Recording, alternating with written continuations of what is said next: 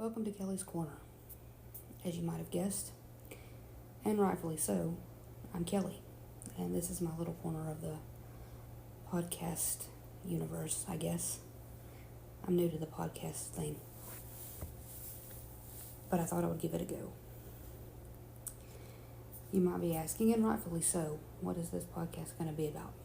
What is it going to discuss? And to be quite honest, I'm not really sure. We're going to discuss a lot of my interests. In fact, a friend of mine asked me a couple of weeks ago when we were discussing what I wanted my podcast to be about. He asked, what direction is your podcast going to go? And I didn't really know what to tell him. And I still don't. All I know is I want this to be about my life, about things that are going on in my life and my little, quote, corner of the world, about things I'm interested in, people and things that I come into contact with on a daily basis. I want it to be about me. And so, at least for this episode, some episodes may dig deeper into it, into one thing or another. But at least for this episode, it's going to kind of be a hodgepodge. It's going to kind of be who I am, what I like, the people and the things that are important to me. That's what you're going to hear about. Now, we're probably about a minute in, maybe a little more, I guess, I don't know. But you might have picked up on a little bit of an accent, or a lot of one. I'm a Southern girl, born and raised in Alabama. In fact, I've lived in the same city in Alabama for the majority of my life. All but about 6 months, actually. I live on a little dot on the map, almost exactly in between Birmingham, Alabama, and Atlanta, Georgia. That's where I call home. And it's true, like the song says, that no matter where I lay my head, Alabama will always be home.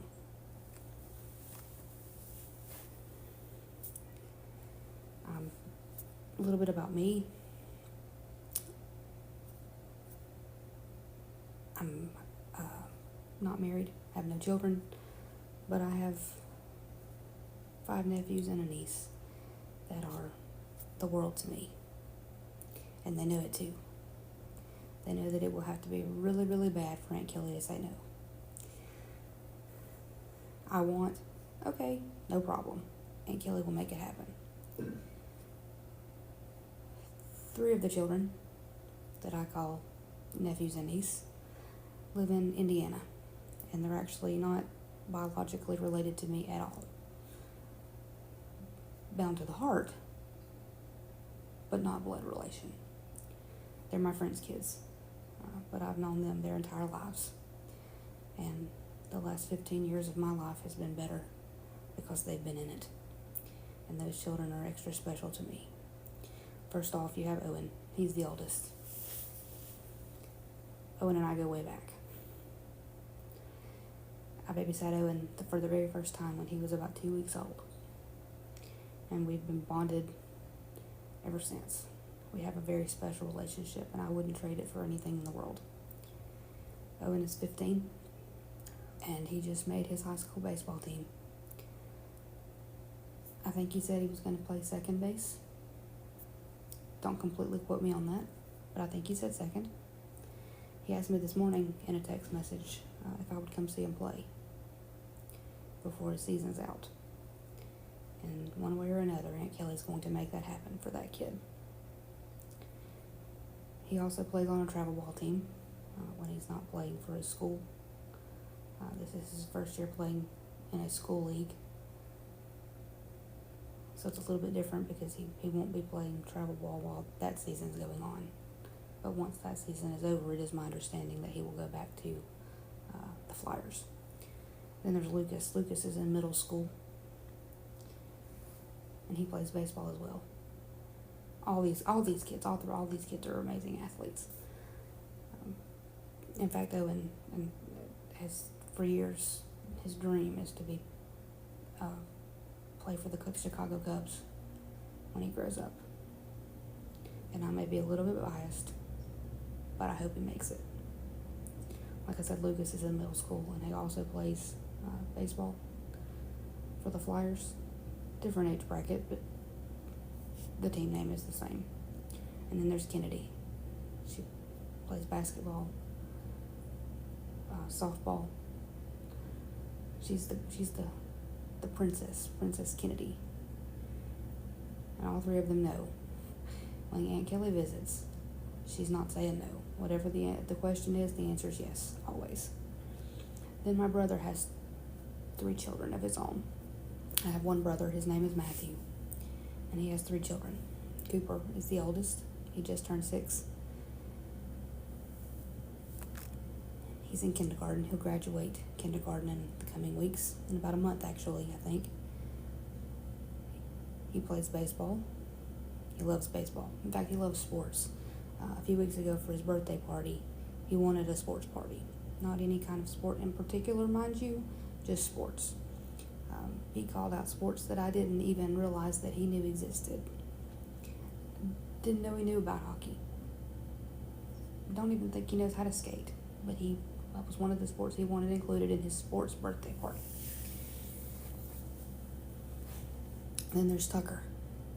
Tucker takes after his Aunt Kelly a good bit. He's a sweet little kid, and I joke that he got my lungs because he has asthma, just like I do. But he plays t-ball, loves t-ball. He loves sports. He loves football. He loves basketball. He's going to be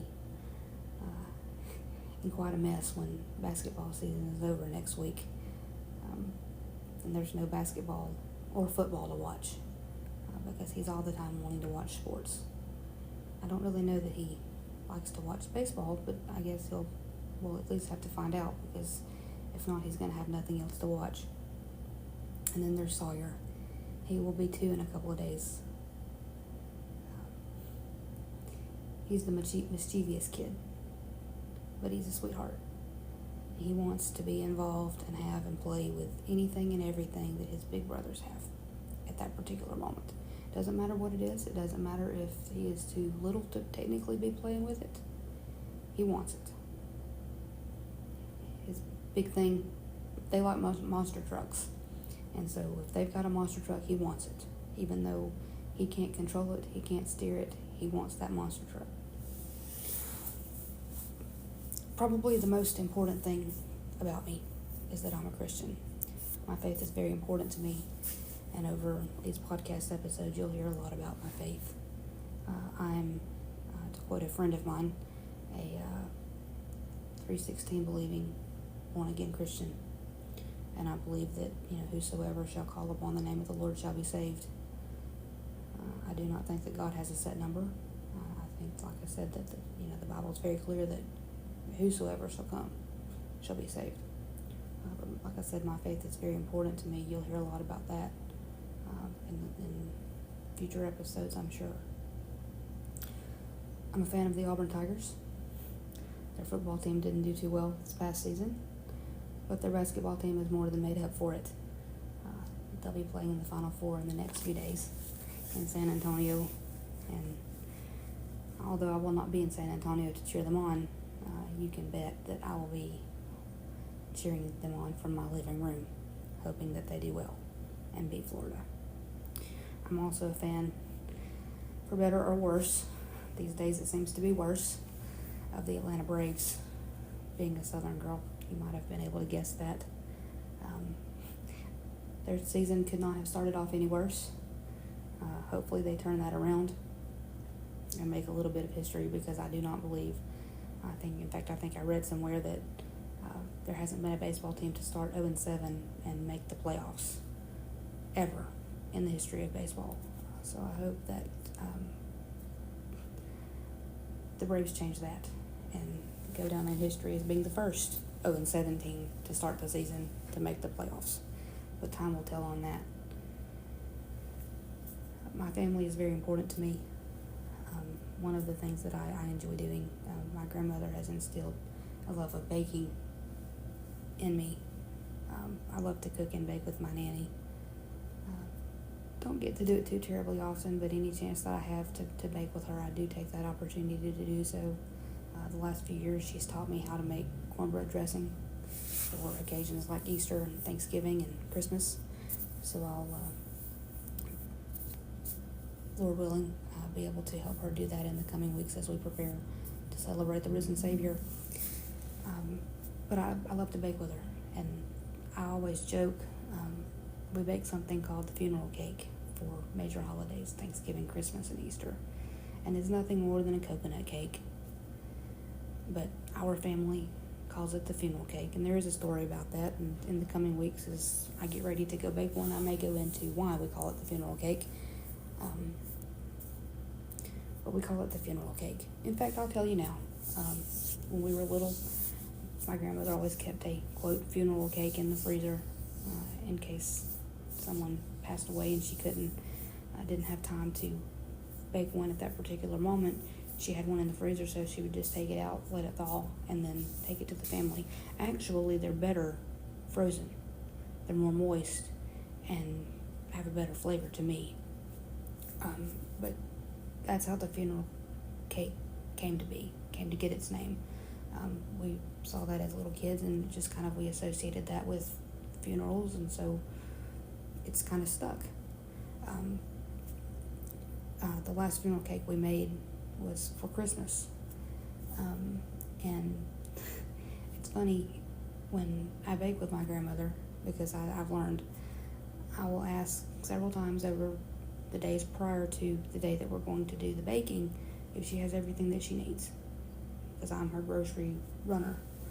I'll run to the grocery store for her. And she assured me at Christmas, yes, I've got everything we need for the funeral cake. I've got it. So I get to her house that particular day to bake the funeral cake and go to find the cake mix, and there is no cake mix. So guess who got to go to the store? After she swore up and down, I have everything that I need. I love baking with my nanny. It's great. You never quite know what you might get into.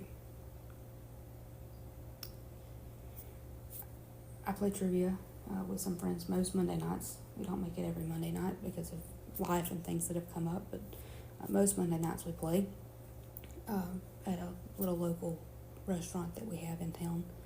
This past Monday night we actually placed in second, which was better than we had done the week before, because we didn't do too hot. But win or lose, we have a lot of fun.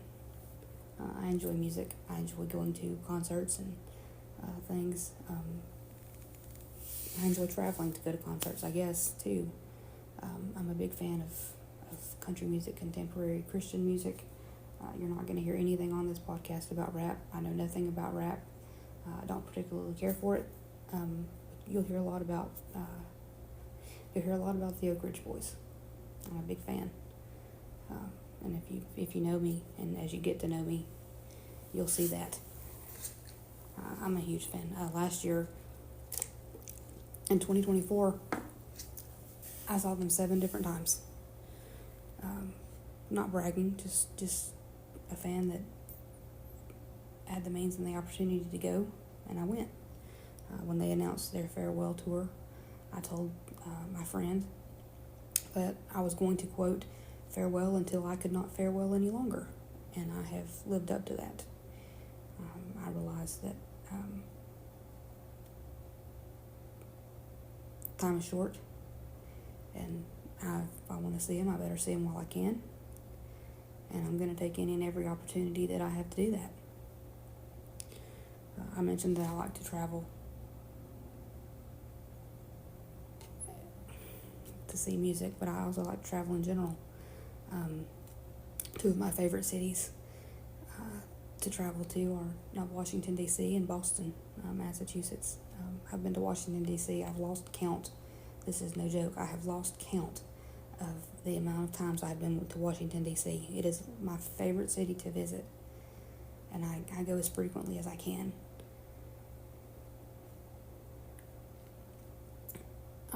My next big trip, I hope, will be to California.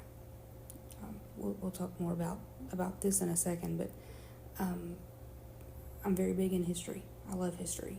I love American history in general, in particular. I spent a lot of time focusing and studying and researching and putting my attention toward the presidency, the American presidents. In fact, there was a question the other night at trivia about one of the presidents, and my friend just kind of looked at me, waited for me to answer.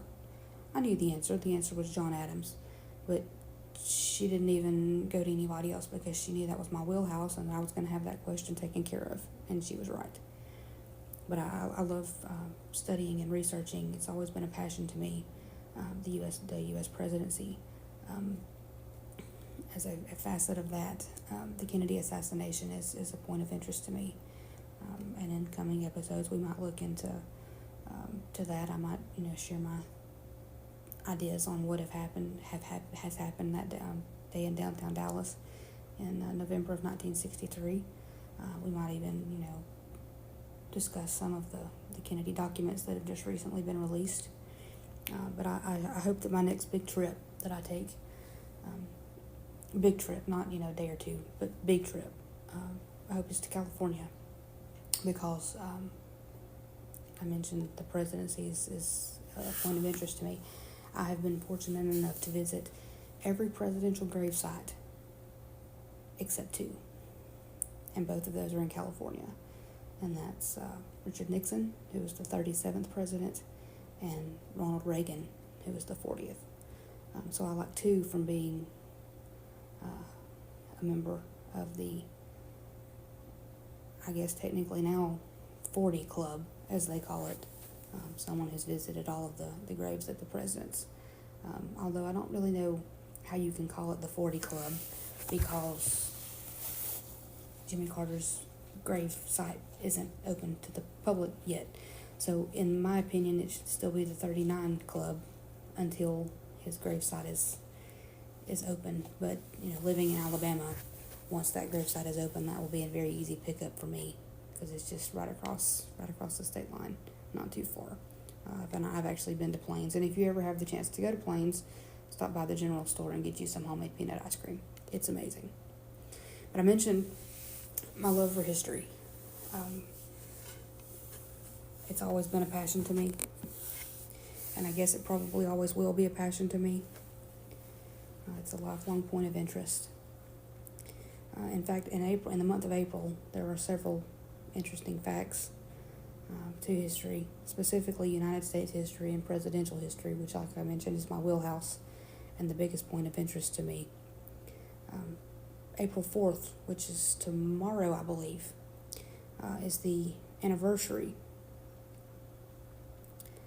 of William Henry Harrison's death. He was the 9th president, and I'm not misspeaking here. He served as president from March the 4th, 1841 until April the 4th, 1841. Literally 1 month. But tomorrow is the 100th. I think tomorrow is the 4th. Tomorrow is the 184th anniversary of his passing. Tomorrow is also my Aunt Judy's birthday. She was born on 4/4/44, and that's not a joke either. But William Henry Harrison, like I said, was inaugurated on March the 4th of 1841. March the 4th used to be the inauguration day, and I believe it was the second inauguration of FDR when that date changed to January 20th, the day that we now currently inaugurate presidents. But from Washington all the way until I believe it was the second inaugural of FDR, it was March the 4th. That was inauguration day, because they had to give them enough time, because, we can hop on a plane or get in a car and, be wherever it is within a couple of hours or a day at the most. Back in those days, when they were traveling by pony and maybe even train, it took a little extra time to get there, and so they had to give them time between the election in November and being inaugurated president and getting their affairs in order at home, and to be able to get to Washington City. So the inauguration was in March. And on March the 4th of 1841, when he was inaugurated, William Henry Harrison gave the longest inaugural address in American history, something that still stands today. It was just under 8,500 words, I believe it was 8,445 words, and he spoke for almost 2 hours. This man, William Henry Harrison, Old Tippecanoe, was 68 years old when he was inaugurated president. And he gave this 2-hour-long inaugural address in the cold and the rain. And at the time, he was the oldest president to be inaugurated. And so he wanted to kind of show that he still had the old Tippecanoe war mentality and was strong enough and had enough strength and about him to be president, to serve as president, because his age was a factor to an extent. And, he wanted people to know that he was still able, even at the age of 68, because that was considered very old back then. He wanted people to know that he was going to be able to do the job that they had elected him to do. And so he gave this 2-hour-long speech in the cold and the rain with no jacket and with no hat. He had no overcoat to prove that he was able to do the job. And he rode to his inauguration, again with no hat and no overcoat, on horseback. And so he took the brunt of the elements that day. He wanted to prove that he was still the hero of Tippecanoe, which was something that he ran on, Tippecanoe and Tyler too. But he wanted to prove that to the people. So he did that. And then on the 24th of March, I believe it was, he went for a walk from the White House. Again, with no hat, no coat. I'm going to prove that I'm the hero of Tippecanoe. And while he was gone on the walk, it rained. It was a sudden downpour. Soaked him through. And then he gets back to the White House and he doesn't change his clothes. He just kind of goes on about his business. Getting to whatever he was doing that particular day in the presidency.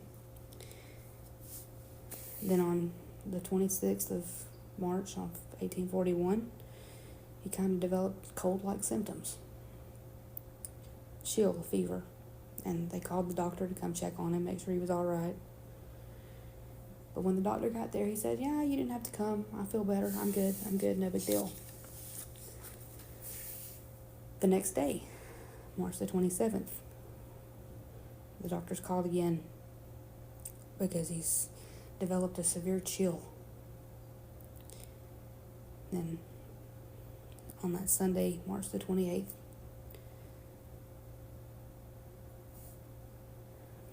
the doctor's called because he's gotten severe pain in his stomach and his side.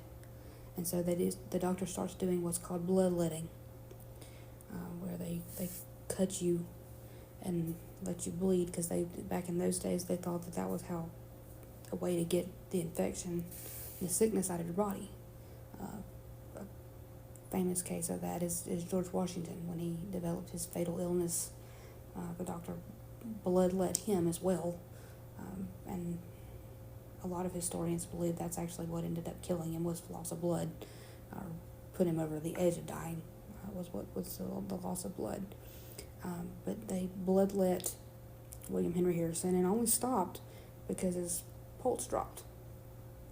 So when his pulse stopped, they stopped the bloodletting, got the blood to stop, and then the doctor diagnosed him with pneumonia. And then the following Saturday, he spoke his last words to Vice President Tyler. He said, "Sir, I wish you to understand the true principles of the government. I wish them carried out. I ask nothing more." And then he died at 12:30 a.m. on April the 4th, 1841, only 9 days after he had developed his illness, and exactly 1 month into his term of office. Interesting fact about William Henry Harrison, and I guess more about his wife. She was the only first lady other than Martha Washington, because the White House did not exist when George Washington was president. Anna Harris was the only first lady to not live at any point in time in the White House, like I said, other than Martha Washington. Because when William Henry Harrison came to Washington for the inauguration, she stayed behind in Ohio because she herself had been sick. And so she was regaining her strength and then was actually in the process of getting her stuff ready to move when he passed away and was notified of his death. So she never actually lived in the White House. Now there's a theory, I guess the historical record is that he died of pneumonia.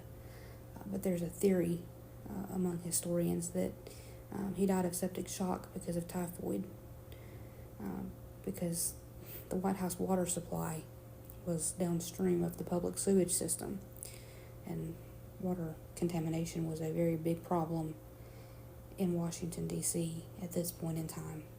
It's speculated, like I said, that William Henry Harrison died of typhoid because of the water supply. It is speculated and pretty much been proven, I believe, that Zachary Taylor died of typhoid because of the water supply. The Lincoln children, Tad and Willie, each had bouts of typhoid. Willie actually died of typhoid fever. It's speculated that was because of the water supply. So the water supply was a big issue back in the early and I guess mid 1800s in Washington, D.C.